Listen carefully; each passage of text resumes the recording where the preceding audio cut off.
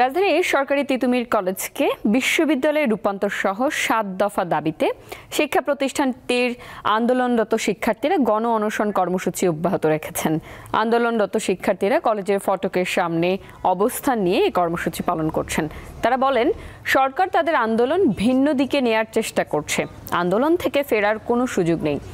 আন্দোলন করতে গিয়ে কেউ অসুস্থ কিংবা কোনো দুর্ঘটনা ঘটলে তার দায় সরকারকেই নিতে হবে। এর আগে বৃহস্পতিবার রাতে শিক্ষা মন্ত্রণালয়ের যুগ্ম সচিবের নেতৃত্বে একটি প্রতিনিধি দল ঘটনাস্থলে আসে। দীর্ঘক্ষণ শিক্ষার্থীদের সঙ্গে আলোচনা করেও কোনো সমাধানে আসতে পারেননি তিনি।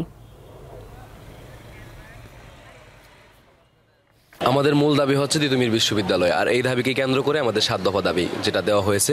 তো এর মূল দাবি তিতুমীর বিশ্ববিদ্যালয়। আমাদের দাবি যতক্ষণ পর্যন্ত প্রাণ মেনে না হবে আমরা আমরণ অনশন কর্মসূচি দিয়ে যাব, এবং তা যদি না হয় আমরা এর থেকে আরও কঠোর থেকে কঠোরতর কর্মসূচি নেব। বারাসাত, ব্যারিকেড টু মহাখালী এই কর্মসূচিও আসতে পারে সামনে। কলেজ প্রশাসন এবং যে রাষ্ট্র কর্তৃপক্ষের যে কটাক্ষমূলক ব্যবহার, সেটার প্রতিবাদে আমরা সেখানে গিয়েছিলাম এবং পরবর্তীতে সেটা আমরা গণ অনশন ডাক দিয়েছিলাম। আজকে আমরা এখানে চলছি, অনশন করছি। আমরণ অনশন, যেহেতু আমাদের দাবি পূরণ হওয়ার আগ পর্যন্ত সেই অনশন চলবে।